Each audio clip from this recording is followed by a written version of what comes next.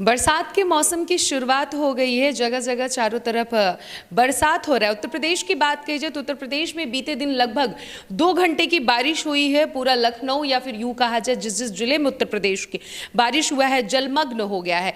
बरसात में क्या कुछ जानकारी होनी चाहिए सभी लोगों को, इस बारे में हमारे साथ बातचीत करने के लिए मौसम वैज्ञानिक अतुल कुमार सिंह जी मौजूद हैं। इनसे हम बातचीत करेंगे, जानने का प्रयास करेंगे मौसम से रिलेटेड सारी जानकारियां। सबसे पहले तो सर आपका टीवी 24 पर सर, जिस तरीके से बरसात हो रहा है, हालांकि जब गर्मी होता है तो लोग भगवान से गुजारिश करते हैं कि बरसात का मौसम है, थोड़ा सा ठंडक हो मौसम में, लेकिन जब बरसात आता है तो लोग गुजारिश करते हैं कि अब बारिश बंद हो जाए। बारिश से जो भी मौसम जो उत्तर प्रदेश का है बरसात को लेकर, उसके बारे में क्या कुछ अपडेट है, ये जानना चाहते हैं। जी देखिए, अभी अगर हाल फिलहाल बात करें तो कल से पहले तक जो मौसम था वो ज़्यादातर प्रदेश में सूखा था, दक्षिणी भागों को छोड़ के। तो क्योंकि उसका मुख्य कारण ये था कि मानसून ट्रफ या मानसून द्रोणी जो है वो अपनी सामान्य स्थिति से काफ़ी दक्षिण में चली गई थी, तो जो मानसून की सक्रियता थी वो मध्य भारत के ऊपर थी। अभी जो है वो मानसून द्रोणी अपनी सामान्य स्थिति के आसपास आ गई है। इस समय वो श्री गंगानगर से रोहतक, हरदोई और वाराणसी होते हुए आगे जा रही है north east Bay of Bengal तक।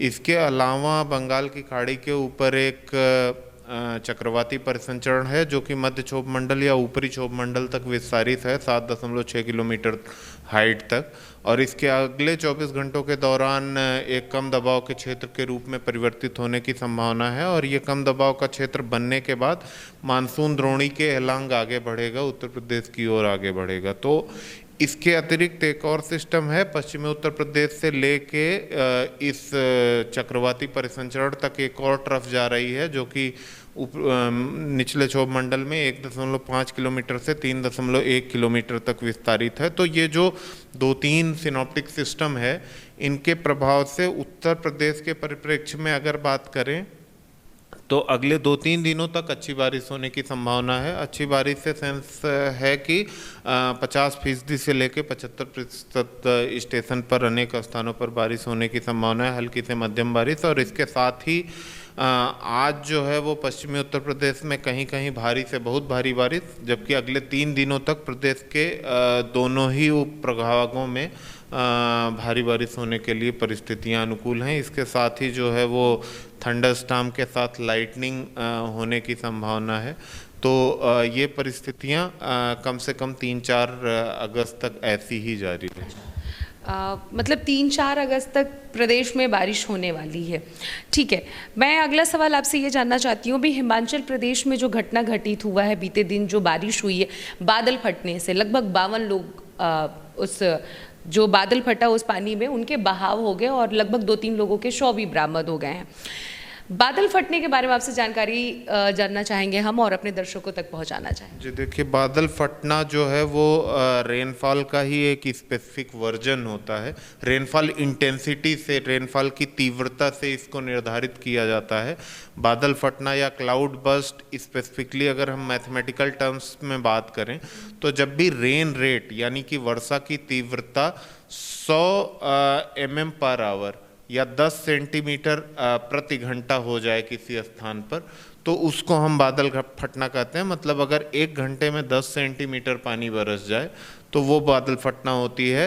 तो ये तीव्रता के आधार पर निर्भर करता है, जैसे कि हम लाइट स्पेल ऑफ रेन कहते हैं जब तक कि वो 10 मिलीमीटर/आवर तक होता है। अगर ये 15 मिलीमीटर/आवर से लेके 30 मिलीमीटर/आवर होता है तो हम उसको इंटेंस स्पेल ऑफ रेन कहते हैं।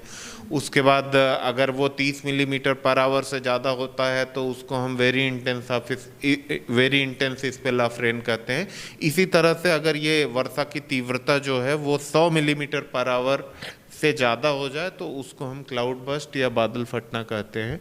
और ये घटना जो इसकी वजह से नुकसान होता है वो इस कारण से होता है कि थोड़े ही समय में बहुत ज़्यादा पानी बरस जाता है। तो जो भी हमारे चैनलाइजेशन रूट्स होते हैं या बहाव के लिए जो भी नेचुरल रूट हैं या जो आर्टिफिशियल रूट हैं, उसमें एक साथ इतना पानी पहुंच जाता है कि वो अवरुद्ध हो जाते हैं या उतना पानी वो सोख नहीं कर पाते हैं, उतना पानी ले नहीं पाते, इसलिए एक फ्लैश फ्लड जैसी स्थिति बन जाती है। तमाम जगहों पे पानी भरा हुआ दिखता है, बहाव तेज हो जाता है, ये सारी स्थितियां होती हैं। तो और अगर पहाड़ों की बात करें तो पहाड़ों पे क्योंकि वो जो उसके कैचमेंट या सब कैचमेंट होते हैं, वो उसमें तमाम जगहों का पानी एक ही कैचमेंट से होके आगे आता है, तो ज़रूरी नहीं होता है हमेशा कि वो वहीं पे पानी बरस रहा हो तभी हो। बहुत बार ऐसा होता है कि कहीं और पानी बरस रहा है, वो भी पानी आ गया, यहाँ का भी लोकलाइज्ड पानी आ गया, तो एक पर्टिकुलर जगह पे कम बरसात होने पे भी तेज़ी से पानी बढ़ने लगता है। तो पहाड़ों के साथ ये स्पेसिफिक। उत्तर प्रदेश में भी ऐसी संभावना बादल फटने वाली दिख रही है, क्या लग रहा है? नहीं, बादल फटने की संभावना उत्तर प्रदेश में नहीं है, लेकिन पश्चिमी उत्तर प्रदेश में जो उत्तराखंड के तराई इलाकों से लगे हुए कुछ ज़िले हैं, वहाँ पे वेरी हेवी रेन होने की संभावना है। तो मतलब intense to very intense spell of rain हो सकती है। और वेरी हेवी रेन हम जब कहते हैं तो उससे तात्पर्य होता है कि 24 घंटे के अंदर 20 सेंटीमीटर तक बारिश हो सकती है, 12 से लेके 20 सेंटीमीटर तक, यानी कि 115.6 मिलीमीटर से लेके 204.6 मिलीमीटर तक बारिश 24 घंटे में हो सकती है। तो जब भी इतनी बारिश होती है तो वो डेफिनेटली इंटेंस या very intense spell of rain में होगी। लेकिन फिलहाल उत्तर प्रदेश के लिए बादल फटने की अभी कोई वार्निंग अभी नहीं है। और दूसरी एक चीज़ और होती है कि ये जो वार्निंग होती है बादल फटने की, वो हमारी जो फोरकास्टिंग स्केल होती है उसमें तमाम टेम्पोरल स्केल्स होती हैं। तो ये घटना जो है ये चरम घटना होती है और इसका सटीक पूर्वानुमान जो है वो नाउकास्ट स्केल में दिया जाता है। नाउकास्ट का मतलब तात्कालिक मौसम पूर्वानुमान, जो अगले 3 से 6 घंटों के लिए वैलिड होता है। तो बादल फटना जो है वो बहुत एडवांस में नहीं बताया जा सकता है कि नहीं कई दिन पहले बताया जा सके, लेकिन हाँ, जब भी इंटेंसिटी, जब वो एक्सट्रीमली हेवी रेन या एक्सेप्शनली हेवी रेन की तरह की बारिश होती है तो उस समय संभावनाएं होती हैं। लेकिन किस लोकेशन पे होगा और कब होगा, ये जो है वो हम नाउकास्ट स्केल में 3 घंटे पहले बताने की स्थिति में बेहतर होते हैं। ठीक है। अभी जैसा मौसम आपने शुरुआत में बताया कि 3 से 4 दिन तक उत्तर प्रदेश में बारिश होने वाला है, बारिश को लेकर जो 2 से 3 दिन आपने बताया कि अभी मौसम है, बरसात होने वाला है, इस बरसात में जनता से आप क्या अपील करना चाहेंगे? जनता को क्या कुछ करना चाहिए इस मौसम को लेकर? जी देखिए, 2 चीज़ें होती हैं। ये मानसून सीजन है और एक बार मतलब थोड़े दिनों तक ड्राई स्पेल रहा था या मानसून जो है एक्टिविटी थोड़ी सबड्यूड रही थी। तो इस वजह से जब से ये रिवाइव हुआ है, इसमें थंडर स्टॉर्म होंगे। पहली चीज़ ये है, थंडर स्टॉर्म का मतलब वज्रपात होगा। तो वज्रपात, क्योंकि ये क्या बोलते हैं, मानसून का सीजन है, ज़्यादातर लोग फार्मर्स कम्युनिटी वो खेतों में काम कर रही होती है। तो वज्रपात एक ऐसी चीज़ है जिससे बचने के लिए मतलब एक स्टैंडर्ड ऑपरेटिंग प्रोसीजर है, एक प्रोटोकॉल है। तो जब भी आप बिजली चमकना सुने या देखें, या आजकल हम जब भी उसके लिए अलर्ट देते हैं तो वो सचेत के माध्यम से, सचेत ऐप आप रख सकते हैं, दामिनी ऐप रख सकते हैं, उन पे ये अपडेट होती है इन्फॉर्मेशन। इसके अलावा जिस एरिया में होने वाला होता है उसमें मोबाइल पे एक मैसेज भी जाता है। तो जब भी आपको किसी भी स्रोत से ये सूचना मिले तो आपको 2-3 सावधानियां मुख्य रूप से बरतनी है। पहला तो ये कि आप अगर पानी में हैं तो पानी से बाहर निकल जाएं, किसी सुरक्षित स्थान पर जाएं। सुरक्षित स्थान से तात्पर्य पेड़ या कोई भी अनसिक्योर्ड बिल्डिंग बिल्कुल नहीं है। सुरक्षित स्थान का मतलब है कि आप पक्के घर में जाएं। अगर मान लीजिए आप कहीं ऐसी जगह पे हैं जहां आपको पक्का आश्रय नहीं मिल सकता है, तो उस स्थिति में आप, सामान्यतया देखा जाता है लोग पेड़ के नीचे चले जाते हैं, खंभे के पास चले जाते हैं, या ट्यूबवेल वगैरह लगी है जो कि जिसमें टिन की सेट लगी है या मेटेलिक स्ट्रक्चर है, वहाँ चले जाते हैं। ये सारे हॉट स्पॉट होते हैं जिस समय लाइटनिंग हो रही होती है। तो इन जगहों पे बिल्कुल ना जाएं।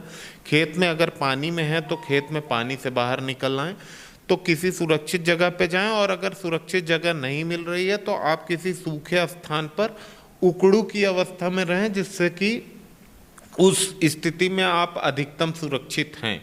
हालांकि मैक्सिमम सुरक्षा के लिए जो है आपको सेफ पक्के स्ट्रक्चर में जाना है, लेकिन अगर वो आप नहीं मिल रहा है आपको, तो आप पेड़ के नीचे किसी मेटेलिक स्ट्रक्चर के पास या पानी में बिल्कुल ना रहें, क्योंकि ये हॉट स्पॉट होते हैं। तो ये तो बिजली के लिए हो गया।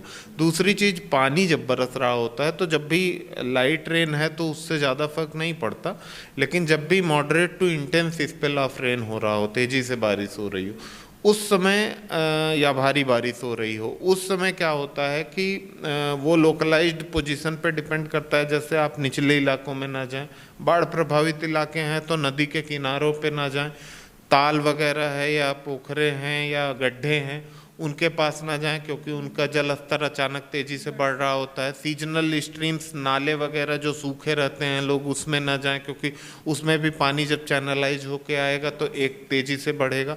इसके अलावा कोई अंडरपास है जो निचला है, मतलब थोड़ा नीचे है, उसमें पानी भरता है तो उसमें ना जाएं, क्योंकि उस समय आपको हो सकता है अंदाज़ा ना हो कि कितना पानी भरा हुआ है। बच्चों को स्पेशली इन जगहों पे जाने से बचाएं। दूसरी चीज़, रोड स्लिपरी हो जाती हैं, तो कच्चे रोड या जो टूटे फूटे रोड हैं उसमें पानी लगा होगा या स्लिपरी कंडीशन होगी तो गाड़ी चलाने से बचें अगर ज़रूरी नहीं है, या अगर चला रहे हैं तो आप आवश्यक सावधानियां बरतते हुए चलाएं।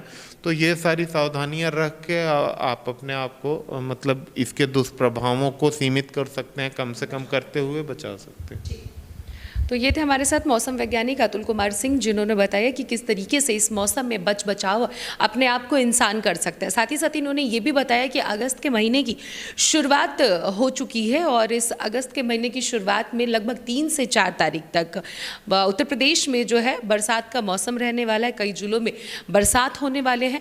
बरसात के मौसम में इन्होंने जनता को जो सलाह दिया वो ये दिया कि खास करके किसानों को लेकर इन्होंने बताया कि किसान इस मौसम में खेत में रहते हैं, अपनी खेती करते हैं और ऐसे में वो खुले में रहते हैं, उनके ऊपर आसमान रहता है, बारिश कभी भी हो सकती है। तो ऐसे में वो पानी में ना रहें, किसी सूखे स्थान पर हैं, पक्के जगह का क्या उसको अपना वहाँ पर आश्रय ले उसका, और अगर वो उनके पास नहीं अवेलेबल है तो किसी सूखे जगह पर जाकर कैसे भी अपने आप को बचाएं, लेकिन पानी वाले जगह पर ना रहें। बिजली से बचने के लिए भी इन्होंने सलाह दिया, बरसात से बचने के लिए भी इन्होंने सलाह दिया। तो ऐसे मौसम में किस तरीके से बचाव रख कर अपने आप को रखना है, ऐसा अतुल कुमार सिंह जी ने बताया। और साथ ही साथ इन्होंने ये भी बताया कि मौसम को लेकर जिस तरीके से बादल जो फटा है हिमाचल प्रदेश में, उसको लेकर भी इन्होंने जानकारी दी कि बादल क्यों फटता है, कैसे फटता है और उससे पब्लिक को कैसे सुरक्षित अपने आप को रखना होगा। कैमरा पर्सन राकेश के साथ अनन्या मिश्रा, TB24 लखनऊ।